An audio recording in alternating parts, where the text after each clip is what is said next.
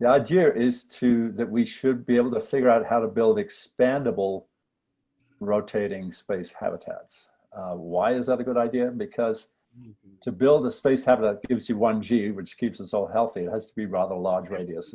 And it's just too expensive to try to build something like that all at once. And nature's answer to the problem is to start small and grow. So we thought we would like to try to do the same thing. And what is the value of it? Well, there's all kinds of things that you could do if we were able to build something like this. We could begin to have an arm of human civilization in space that wasn't limited by real estate costs, so to speak, because of the growth, which solves that. So this should be able to be driven by profit from the beginning. The space station that we have already, provides lots of facilities that people use and want to use. So we could do the same thing. And this gives you an idea of the sort of scale that I think we could get to for a comfortable 1G habitat. But the really good thing is that it can be, you can stop, you can wait till you're ready to grow and so on. So here's an analysis of the goals that we're trying to achieve. 1G at 2 RPM, a large open interior volume. This should be a place that's not just a habitat, it's actually habitable and should feel Earth-like if this is going to work. It needs to have access to zero-G facilities for industrial purposes in the center. It should be, as far as possible, run on sunlight the way the Earth is. And one interesting part about this is that the majority of the mass of the habitat is going to end up being shielding. And perhaps as high as 99% of it will be shielding in the end.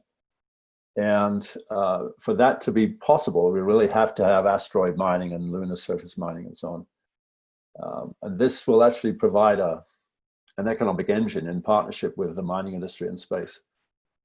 So here, this is just a quick introduction. We got 3 concentric cylindrical structures. The one in the center is 0G, it's not rotating. The middle one, which is green, is rotating, and the other one is rotating only very slowly, just for stability purposes. For that to happen, you've got to have bearings, which you can see here. And the outer one with between the habitable space and the shield has to be a sliding bearing. She'll come to that in a minute. I'm getting ahead of myself. Because we want to get all the sunlight inside that we can, the sidewalls have to be essentially made of glass. This is a very common raw material in space, but we will need to develop a production facility for high quality glass in bulk. That's something that I know we will have to do, but I haven't addressed it yet. But it's a kind of problem when you've got plenty of sunlight and you've got plenty of raw material. Ingenuity should be able to solve that. And the zero gravity may even help. At the bottom, we have a shield floor. Let's see, the membrane. Okay, potential candidates for membrane. We think probably UHMW, ultra-high molecular weight polyethylene. We'll see, but that seems to be the front runner right now. Okay, I'm just going to keep showing the pictures because it sort of explains itself as we go along. So on the top left, you see the size of the initial deployment, which might be enough to provide living facilities for half a dozen astronauts or something like that if you get it out right. And it actually ends up turning into this much larger structure, and I'm going to show you how that happens. That's where we're going, is the one on the right, and you've got a large volume increase there. We will have approximately 12 radial growth steps and another 4 growth steps along the axial direction. I'm going to show you all of this. So again, as I said, sunlight has to drive this. We have to be able to support not only the interior, where you want to live, but also the food production, which means you're going to have a 2 offset diurnal cycles like we do on Earth, daytime and nighttime on the opposite sides of the planet down here. And here we will have to introduce the same idea, but through a switching mechanism. We will want as much sunlight as possible, so we will use the traditional configuration where the habitat's axis is perpendicular to the plane of the ecliptic. And we will have two mirrors, not just one, because we need as much sunlight as we can get. So yeah, sharing the sunlight is really important. And it's going to get to the interior via the light shafts you can see here. And we will have a switching mechanism that I will introduce you for that later on. The thing has to grow at the rim. Okay, it's basic. So we had to figure out, how you can set things up so that's possible. How does that drive the architecture? And you've got to have continuous access all the way around the rim for loading of materials. And you've still got to keep out the radiation and so on. So this drives the kind of configuration for the shield floor you see on the right here. And as I mentioned earlier, we're going to need a sliding bearing because the shield must grow first in order to make room for the habitat to grow. So that means you have to have a sliding bearing configuration. Okay, how would this actually work in terms of deployment? Possibly a new blend. I mean, it just depends on what's available.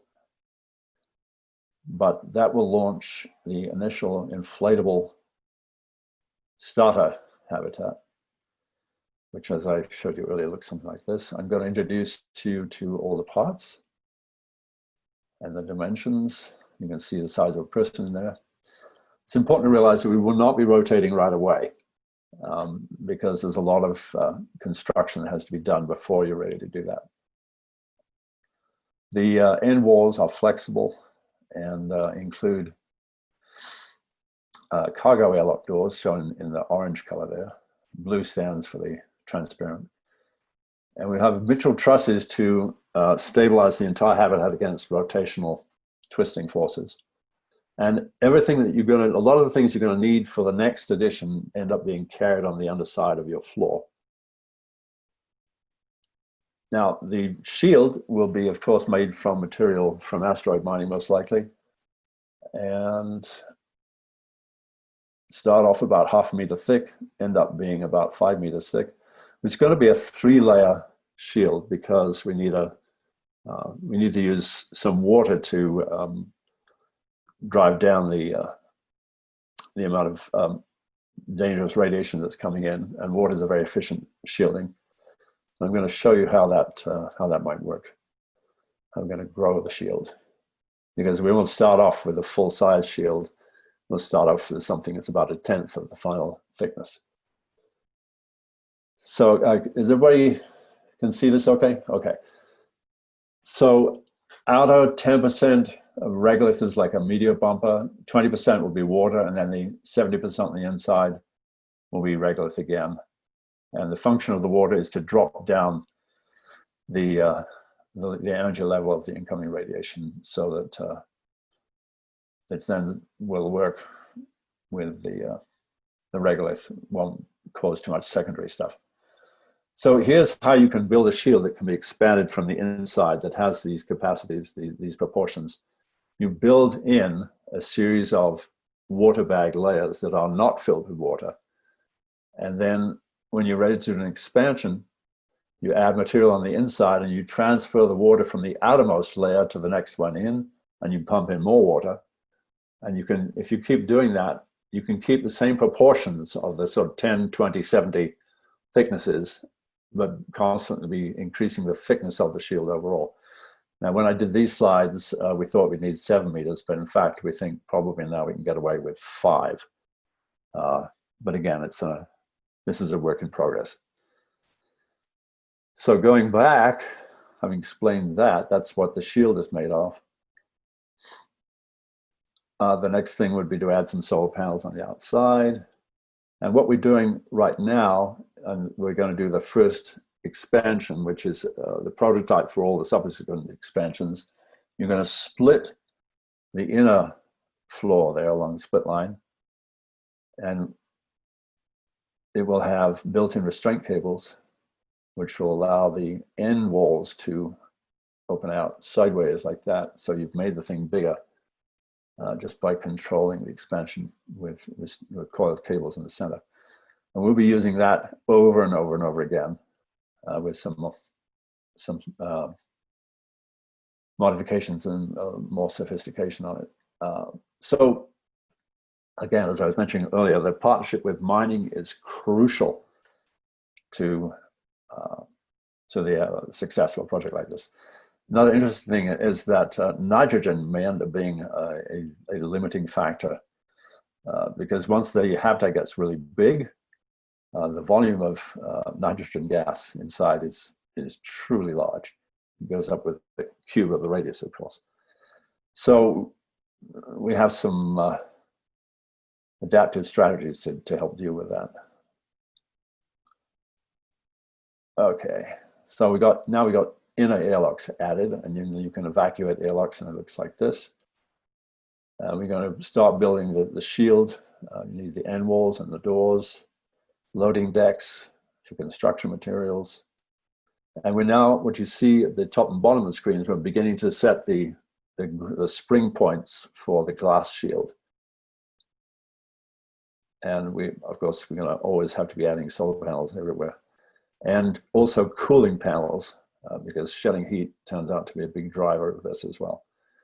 So now you've seen the first expansion sideways of the shield. And we're going to install now the deck extensions, which are the base for the magnet bearings for the sliding bearing that allows everything to grow. So in the red dotted line, you see a tensegrity transformable frame there, which can either be sloped inwards or outwards. We got cooling panels to transfer across the rotational interface. And just as a convention, we won't be showing all of, we won't be showing all of these cooling panels that are on the ceiling of each level of the habitat. We're just going to be showing them here now, but they will be there all the time. So these radiant cooling panels are basically like radiators in reverse, and they have to be able to transfer the heat out to the outside. Rail-mounted robotic arms, very important. Most of the work is going to be done by these moving and assembling stuff. So we remove the temporary tethers, like so, and we are now, I think, almost ready to start rotating. Let's see, yeah, axis of rotation. So here we go. So what is going to happen now is that we can rotate the interior. We can rotate the pressurized part of the design. For the time being, the outside shield will not be rotating, just for now. Now we see here we're adding the first of the glass side shield walls. And so this is, for the first time, you see basically all of the parts of the final design are starting to become manifest now. So notice that we had to do a lot of preliminary foundation work on the exterior structure before we can really start expanding the pressure hull any further than it is right now. But now we've done that work, we've got a basis on which we can roll. So that's how, see how the tensegrity bearings have reversed the direction of the slope. That's a key part of what allows this whole thing to grow. So now we're going to start building the shield floor. And I mentioned that it needs to have openings all the way around the circumference. So it's a continuous gateway on either side, yet it still provides the shielding to the interior. You're going to have a system of rails that run on the inside of the glass walls to make everything grow the way it needs to. Now we can start to rotate the shield. Now I'm going to just do a little sidebar on how the shield floor expands. Basically, it's a series of overlapping plates. And we're looking at now in cross-section diagrammatically. In the center, you've got the pressure hull. And what we're going to do is, in the previous slide, I mentioned that there were a center floor and two side floors that are So we're going to look at how those all overlap now. You can see the center floor is made of 6 overlapping sections. And then we're going to show the side floors on the outside there. So that's the sort of diagrammatic overlap between 2 systems. And because the floors have to expand, they have to be flexible so that the curvature can change. These floors will also be tensegrity structures, basically struts and cables suspending bags of shielding material, whether it's water or bag regolith. The whole floor system will be flexible and tied together by cables. So now you're seeing how that the outer floor can expand, and then you can make the inner floor expand and fill up the gaps that have opened. So that's basically how we're going to grow the shield floor. I'm going to go back to where we were. So the rail-mounted robot arms are what's going to allow us to add new floors to the pressure hull. And I'm going to just show you how this all works. So the continuous gateways around the edge allow you to load construction materials. The robot arms put them onto the floor that we're going to use as our construction platform. The cable panels and the cab panels for the floor will be, the new floor, the new pressure hull floor will be zipped together, tied together by cables in the circumferential direction. And when you're ready to go, you're going to use the rail-mounted robot arms to control them, and you start to cinch the panels together in the Z direction of the screen. And it rises up until it's in its intended design position, still held by the rail-mounted robot arms, and they will now spin up this new floor so it matches the rotation with the pressure hull that's rotating. And then the pressure hull will drop down its mitral trusses and grasp the new floor, and the robot's arms on either side will let go. And you've accomplished the most difficult part, which is adding a new floor to something that's already spinning. And then we zip down the pre-rolled window wall membranes, pressurize, and then I'm going to start just only talking where I need to show something, which is a lot of the time. But so we're going to do a lateral growth of the shield, which allows the pressure hull to rotate. This is, I think, a little bit of an automated sequence here. So restraint cables on the inside have been switched to new positions. And the part of the new purpose is to keep the inner edges of the floors stiff. The floors are flexible, so they have to be kept in a constant tension. And we're going to do this again, I think. Yep.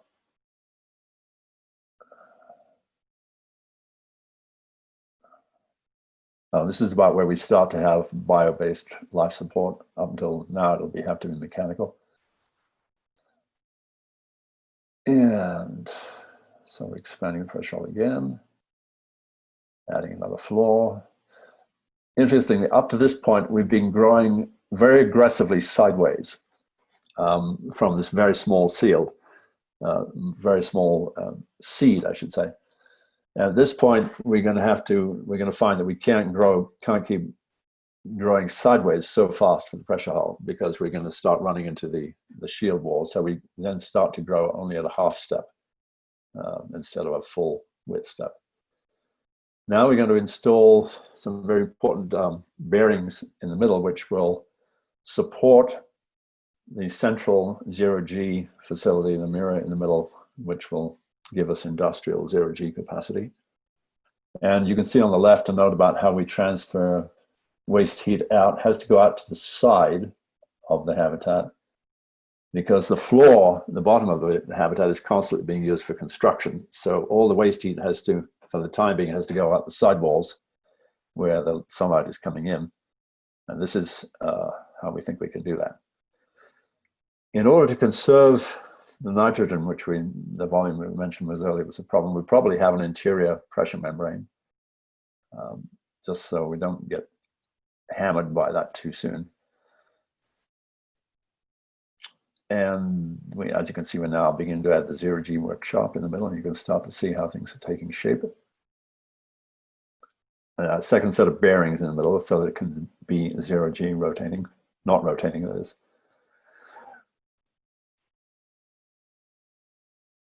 I'm just going to take a quick drink of water if you don't mind. Hold on.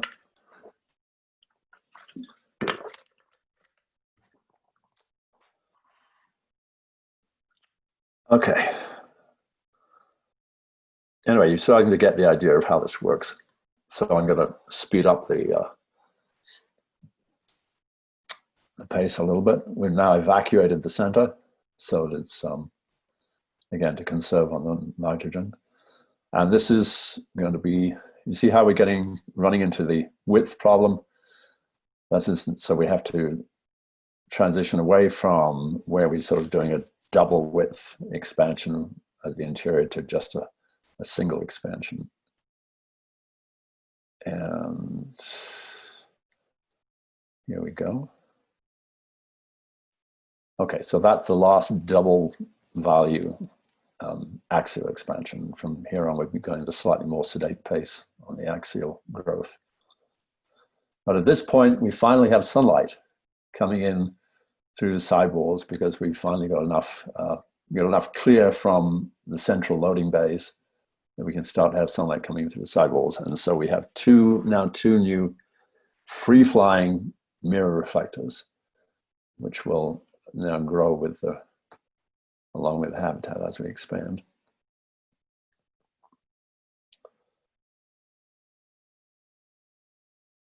Okay, so this is starting to be a routine growth process now. So I'm just going to keep clicking it forward so you can see how the thing grows. And you can see the 0G workspace in the center is also starting to get much bigger. So now these next 8 steps are pretty routine. So I'm just going to step through them. You can see, by the way, that we have some trees growing on the inside and crops, and so then basically the walls of the habitat are intended for life support primarily. Now, while we're in sort of radial growth mode, the people who are living here will have to sort of shack in with the plants and the crops and everything in the sidewalls. And so it'll be a little bit of a kind of you constantly have to be moving where you live, as each time you expand the radius, you're going to have to move house 1 floor down. I should just mention that just a little bit on the dimensions here. You see these inclined stacks of floors that are appearing on either side. There are 5 floors that each spaced apart by 4 meters. And the slope is actually given by the 3, 4, 5 triangle. So you've got 20 meters vertical, 25 meters, let's see, 20 meters vertical, 50 meters to the left or to the right, and then 25 meters along the slope of the surface.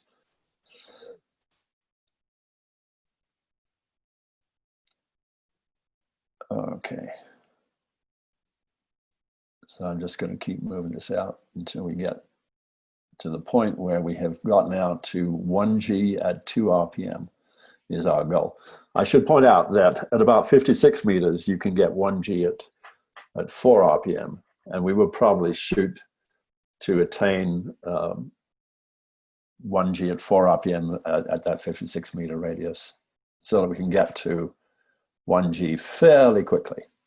I think to begin with, it'd be more like sort of when we're first rotating, I think we're going to have approximately lunar gravity on the, on the inner floors when we're first spinning. But we'd aim to get to 1G as soon as possible. And then from thereafter, we would simply reduce the rate of rotation with each addition in the radius.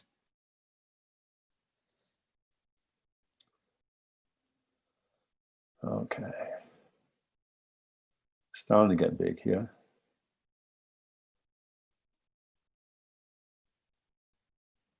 By the way, I think this is the first time I've showed this to anyone, so I hope you're enjoying the ride. You have to give me some feedback afterwards. Okay, now we're getting close to the point now where we're going to need to think about growing sideways. And here we are, in fact. So we're going to change the way we grow a little bit. Instead of adding outwards, we're going to add on the left and the right side, but the process is going to be very, very similar. Again, basically you're building an airlock on each side so that you can add material on the outside and then have it incorporate. So here's what we did was we rolled up the outer wall membrane, and we had, well, let me go back.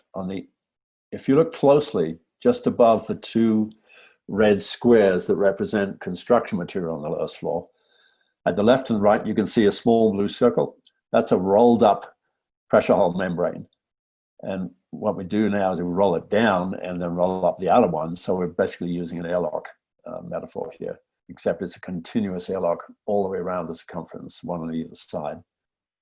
So using this approach, we can modify our previous strategy and we add two new floor sections, one on either side. Again, using the robot arms that run on the rails on the inside of the glass shield wall. And so now we've added new floor space on either side. We just then roll down the previously rolled up windows, and Bob's your uncle, we're starting to go sideways. So we do this, and you can see always in all of these situations, the restraint cables between the inner floors, one floor up from the outer, from the floor. Those restraint cables at the ceiling level in the outer floor are crucial to having the expansion be controlled rather than explosive. So we're going to have some pretty fancy winch installations to make that work. But interestingly, the fact that we have a vacuum in the center, a vacuum volume in the center, I think will reduce the severity of that problem, the amount of stress, because the only net force that's pushing everything left and right is on the lower two floors. I think I'm correct in that. So anyway, here we go. I'm just going to do a couple more of these.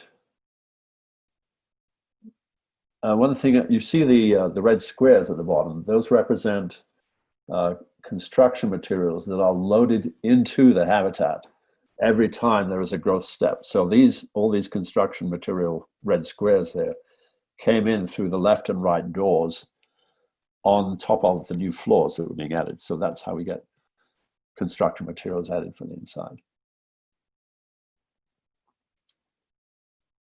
Okay, so now that construction material has been assembled into the ultimate, the goal, which is to have living space at 1G. We've now got enough apartment space and office space and mall space to support a population of perhaps as many as 8,000, and to feed them using the crop space on the left and the right in the walls.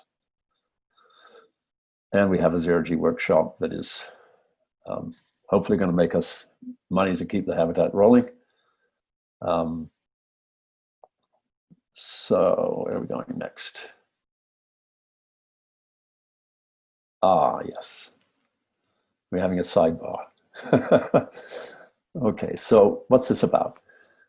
You can see that there are what I call radial elevator cars, probably 6 on either side of the habitat, which are capable of going up and down, obviously, but also of exiting from the habitat as independent spacecraft, acting as shuttles. So you don't have to have large visiting spaceships trying to dock with this rotating structure. We can use the shuttles to take care of loading and unloading, like ships in a large ships in the harbor.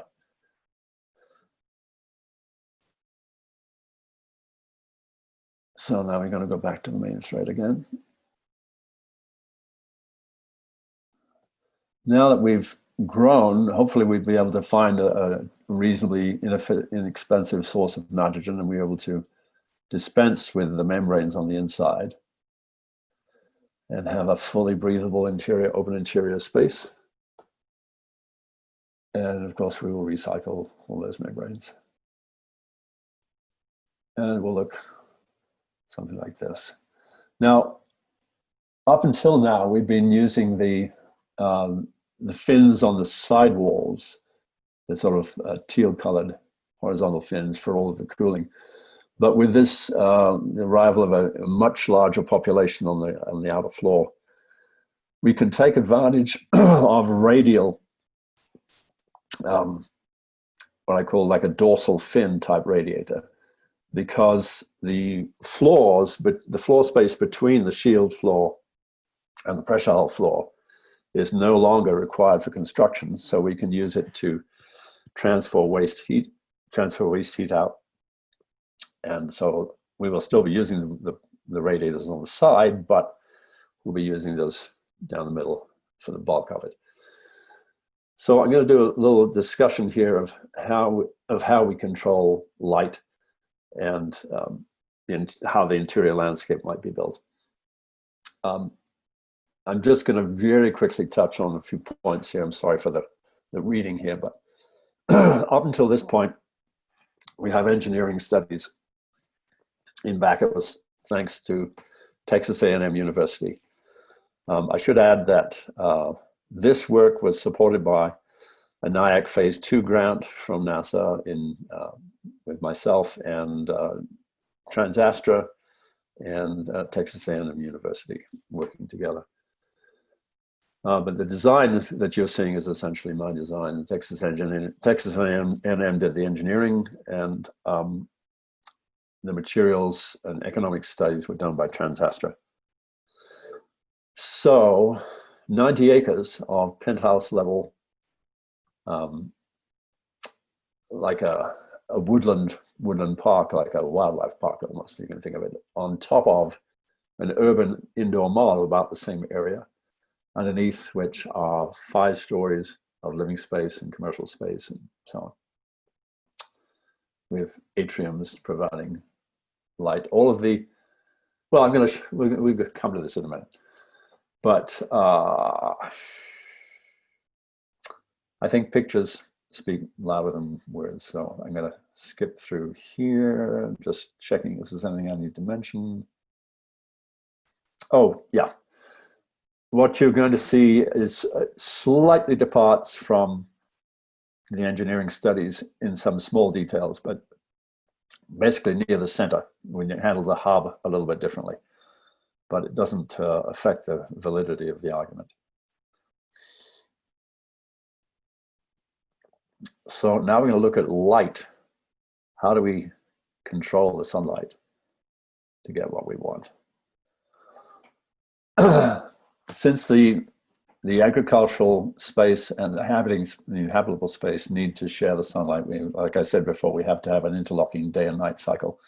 So we need a switch mechanism so that we can have day and night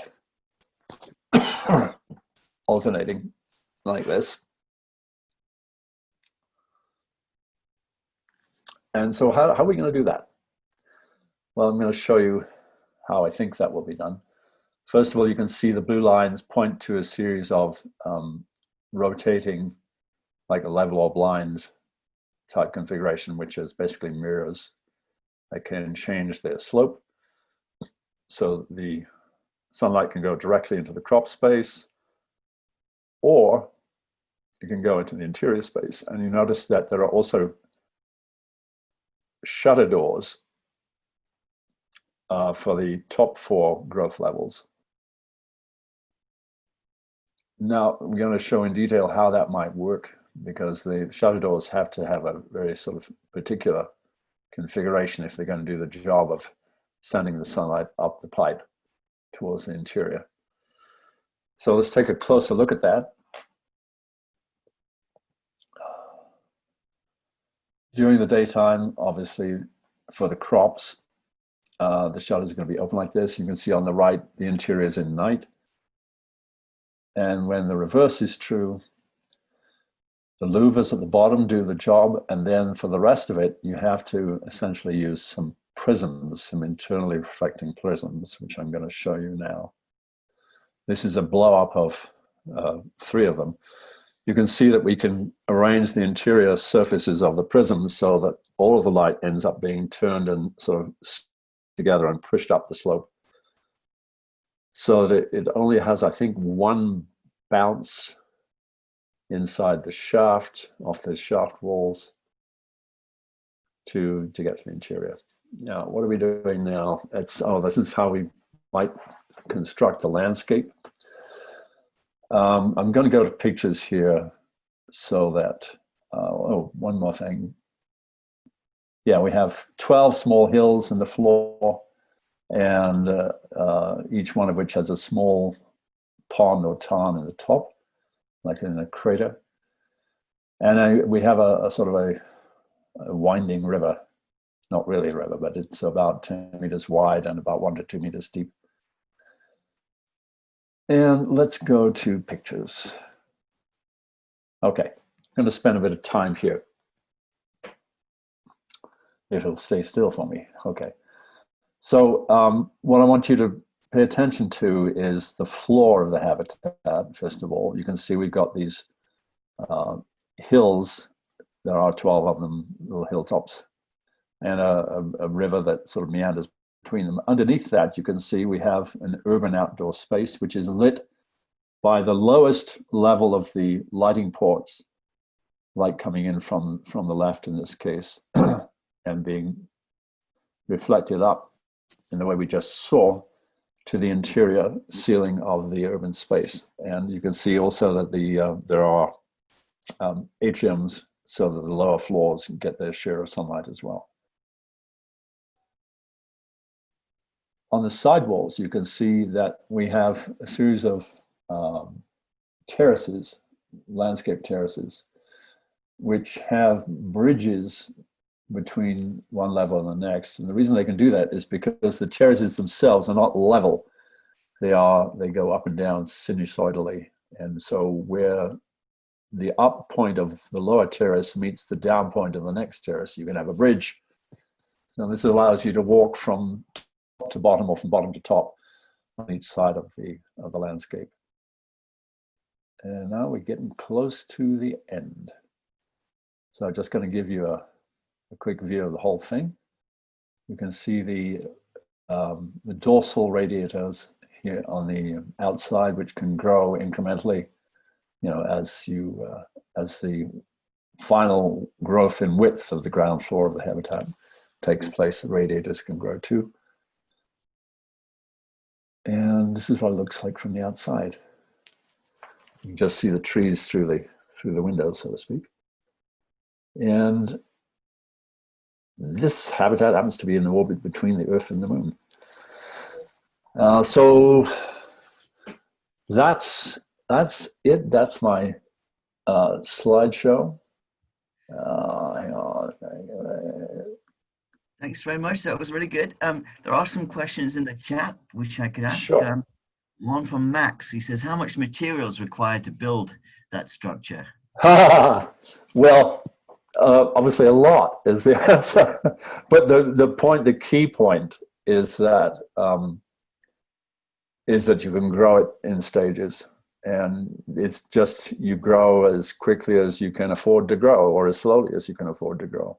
You don't have to have all the material inside. You can bring stuff in from the outside. Oh, absolutely. Everything, there's two ways you can bring material in. The great bulk of material will come in through the rim of the shield floor. And because the great bulk of the material is what will be involved in construction of the rings and the expansion. But we would also, I think there will be ways to bring, well, like I showed that there are these inclined elevators that go up and down the side of the structure. So after it's all built, that's how bulk material would enter, is using those 6 elevators on either side. But for the construction of, for example, of the zero-G industrial space in the middle, all of that material will come through the docking ports at either center, either side of the center. Okay. Another question here from David Jenkins. What's the cost to build it? Well, we did do a notional cost exercise. I think we figured it was somewhere between $500 billion and $1 trillion, something like that. But we also did a quick sum that suggests that if you sold apartments to the 1,000 richest individuals in the world, you might be able to build it that way too. So, I mean, the point is, what would something like this be used for? And the answer is there are a great many possible uses, all of which would probably overlap. But again, it's what we're proposing is not an end structure. We're proposing an evolutionary path by which you can build something, and you can build as much of it as you want or as you can afford to. One of the applications that has sprung to mind recently in discussions is that it might be a really cool idea to put one or more of these in orbit about Mars using the material from the moons for construction. And that way you could have a sort of safe house at Mars if we end up having a colony there. This might be a really cool adjunct or accessory to that. Who knows how it would actually work out, but the point is the capability is a seductive, intriguing one, I think. It looked like you had these really big mirrors sort of outside your structure, reflected light inside. Yes. How do you keep those, where they're supposed to be, and how? Yes. Well, we stressed a little bit about that. At one point, we considered joining them to the structure, but it's not good structurally speaking. It's not a stable thing to do. It's just a bad idea. So they would be free-flying, and they would have to have their own station-keeping capability. One of the reasons I'm here talking to you guys is because to move anything of this sort of scale requires some unconventional propulsion systems. You think about it, you realize you've got to have something that doesn't depend on, blowing stuff out the back. It's just not going to work. It's just so. Yeah, I mean, these are big things. It's a big structure. But Anthony, oh, sorry. No, just that I think it's not unfeasible if you approach it incrementally, because then it's just a matter of history. Things grow; they take a certain amount of time to grow. Cities grow. It's just a capability. We're talking about a capability, a theoretical capability, which could be, like an engine, like a vehicle. You do what you want with it. Anthony, it's George Hathaway here. Hi, George. You started off by saying that the first structure, the internal one, was going to be stationary, at least in rotation, with respect to the Earth. And then, as you add on additional envelopes, you might say, you're going to cause a relative rotation between each of the succeeding two envelopes and the initial workshop, I guess. How are you maintaining the correct rotation? I did not see any station keeping rockets. No, you're right. I didn't talk about them, but we would need to have, I forget what they call these large sort of gyroscope type devices would need to be scattered throughout the habitat to help maintain the correct attitude and whatever rotation you want to have happen. Yes, that would have to be part of it. Does that answer your question? Yeah, or not really? Thank you. Any more questions? No, not hearing anything. And was there anything else that you had to discuss, Anthony? Sometimes I know you guys are keeping slides back in reserve in case important questions. So I'm just going to ask: do you have anything hidden away that you haven't shown us yet? Well, I'm afraid I'm not terribly well prepared for that. I do have a couple of things, but I would have to root around to find them. I'm not sure if you guys would be patient enough for me to find them, but Anthony? Yeah. The stability of the Stanford torus was called into question. Did you solve the Stanford torus problem of rotation in space? You might have to describe that a little more thoroughly for me to be able to answer it.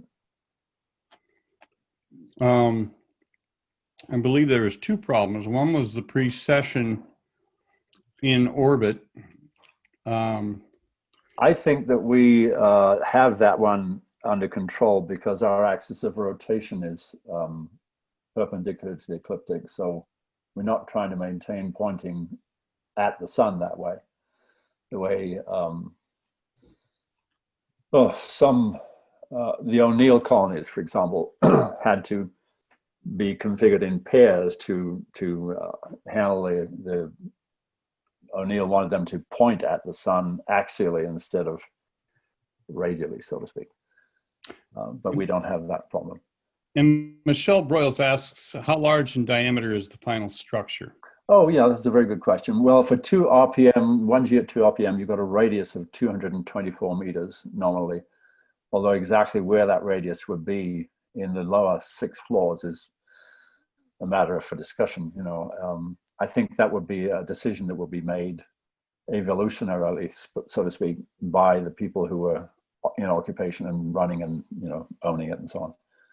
You could make it, you could stop at a smaller radius at a slightly faster rotation.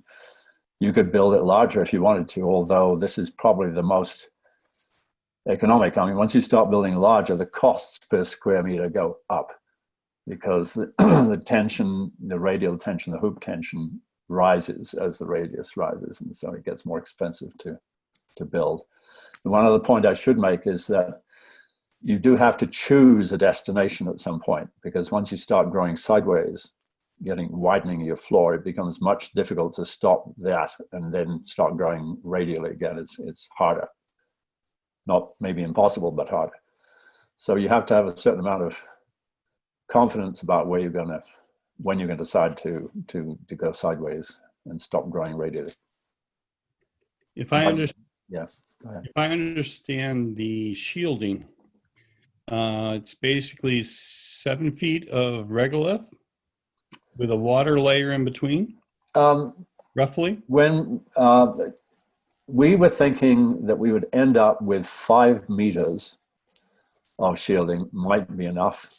You know, once we are out in space and doing, you know, learning more, we can, you know, you can always change that parameter if you want to. But we would, sort of notional design is 5 meters thick, of which the outer, it's divided into 3 layers. The outer layer, in this case, would be a 1/2 meter thick of sort of impact shielding of regolith. Then you'd have 2 meters of water to do the bulk of the heavy lifting of reducing the energy incoming from the radiation. And then the final 70%, which is 3.5 meters, I think, would be regolith again. So if you have the GCRs, the galactic cosmic rays, yes, are the ones that prevent us from going very far unless we go very quick in space. Yes. Have you done that calculation to reduce it to Earth levels? I mean, yes, we did do research on this. This was the part of the research done by TransAstra. And we think that you can get down to a feasible, you know, a level of radiation shielding, which is livable with 5 meters, but, you know, it could be that it's 6 meters or, you know, that's a variable. Are you using any magnetic fields either in or around this to provide shielding from the solar wind? Yeah, it's an interesting question. Certainly no objection to it. We haven't planned on it. As you probably know, that's a subject that's sort of under investigation and, you know, still to be proven, I think, in practice. But I would have no objection to it if it works.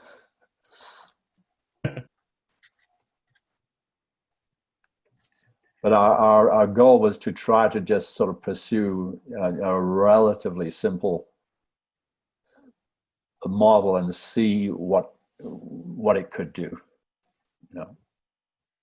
Well, it looks like the model addresses a lot of the structural issues and some of the basic radiation protection issues. What is it? How do you expect to power this whole thing? I didn't talk about this, but looking at this picture, you can see that the outer surface of the shield floor is in fact covered with solar panels. Whether they would be enough, again, it's a subject for study, all on its own, and it depends. A lot depends on how you choose to live on the inside. But we set ourselves a sort of a notional goal of avoiding nuclear power, for example, and of seeing if we could do the whole thing on solar power. And again, those are decisions which, to some degree, could be evolutionary.